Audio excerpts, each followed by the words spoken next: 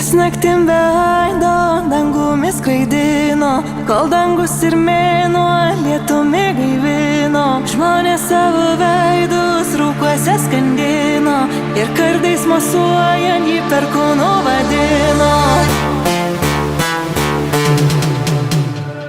Kai nubudo žemė, jums karūna nupynė, sunokino sodus, žiedus sužydino, lietumi gaivino, švelniai veidus prausė ir perkūno laukiant jo vardą šaukė.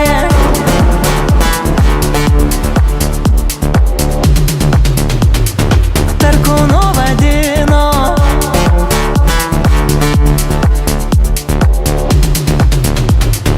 Perkūnu vadino.